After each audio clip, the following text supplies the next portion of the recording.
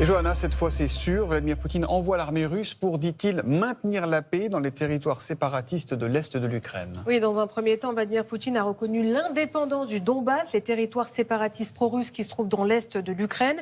Une décision unanimement condamnée par les Occidentaux. Élodie Largenton. Un long discours aux accents belliqueux. À la télévision, le président russe multiplie les attaques contre l'Ukraine et les Occidentaux avant de reconnaître l'indépendance des territoires séparatistes pro-russes de l'Est de l'Ukraine. Nous ne pouvons pas faire autre chose que de reconnaître la République populaire de Donetsk et la République populaire de Lugansk. Réaction immédiate de la communauté internationale. Le Conseil de sécurité de l'ONU s'est réuni en urgence cette nuit. Autour de la table, notamment les États-Unis. Vladimir Poutine a annoncé qu'il allait déployer des troupes russes dans ces régions. Il parle de forces de maintien de la paix. C'est un non-sens. Nous savons ce qu'elles sont vraiment. À ses côtés, la France, la Norvège ou encore l'Irlande critiquent les actions unilatérales de la Russie qui ne font qu'exacerber les tensions. Qui est le prochain à devoir être envahi, s'interroge cet ambassadeur albanais. L'Europe s'inquiète ce matin. Dans ce message posté en ligne, la présidente de la Commission européenne dénonce une violation flagrante du droit international par la Russie. Ce sont les mêmes mots choisis par le Premier ministre britannique. Il s'agit d'une violation flagrante du droit international, de la souveraineté et de l'intégrité de l'Ukraine.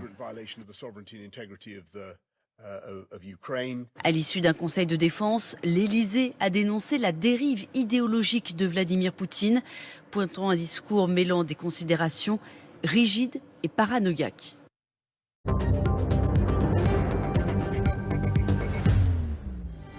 Bonjour, vous êtes bien sur France Info. Kiev est sous les tirs de missiles russes, mais la capitale ukrainienne résiste. Nous ne déposerons pas les armes, assure le président Zelensky dans une nouvelle vidéo. 198 civils ont été tués depuis le début de la crise, selon le gouvernement ukrainien. On fait un point complet sur la situation à Kiev et dans le reste de l'Ukraine avec nos invités Anna Chesanokowska, porte-parole de l'Union des Ukrainiens de France, et Pierre Conessa, ancien haut fonctionnaire du ministère de la Défense. Face à ces images de guerre sur notre continent, quel soutien de la communauté internationale? Chaque jour, de nouvelles sanctions sont prises, mais sont-elles efficaces?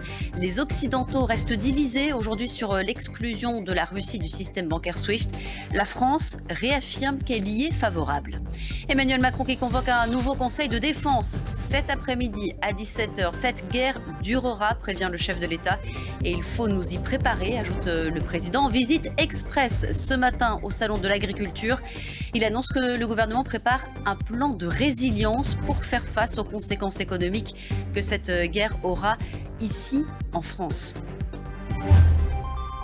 La nuit a été angoissante, mais Kiev résiste. Les troupes russes sont entrées hier dans le nord de la capitale ukrainienne. Mais donc aujourd'hui, la ville a tenu après une nouvelle nuit d'assaut des forces russes. Le récit des dernières heures, Elsa Assalit.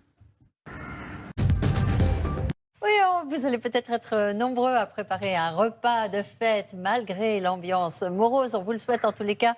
Élodie Largenton et Mathias Baroua, bonjour. Vous êtes à Paris, dans le 15e arrondissement, au marché Saint-Charles plus exactement. Est-ce que les clients sont là ce matin? Est-ce qu'ils sont au rendez-vous? Alors pas encore, ça ouvre tout juste. On a vu le rideau se lever, on est dans une boucherie avec Jean-Luc. Bonjour. C'est une journée importante pour vous. Comment ça se présente niveau commande? Très bien, ça se présente très bien. On a eu pas mal de commandes. Maintenant, on attend que les gens ils viennent les chercher ce matin dans le courant de la journée. Et puis qu'ils se préparent, qu'il se passe un très bon réveillon de fête de fin d'année. Et par rapport à l'année dernière, aux années précédentes, vous avez plus ou moins de commandes? Pareil, parce que l'année dernière, il y a eu le confinement. Les gens, ils ne pouvaient pas se réunir, mais ils ont consommé la même chose. Et là, on a un peu plus de commandes parce que bon, les gens, ils ont amené des commandes à l'extérieur ou à la famille, parce qu'il y en a qui n'ont pas vu la famille depuis un bon moment. Alors là, ça leur faisait plaisir d'amener de la viande d'ici, quoi. Alors c'est quoi le produit phare cette année? Chapon, poularde, dinde et foie gras. Et les trois produits qui partent le mieux au moment des fêtes.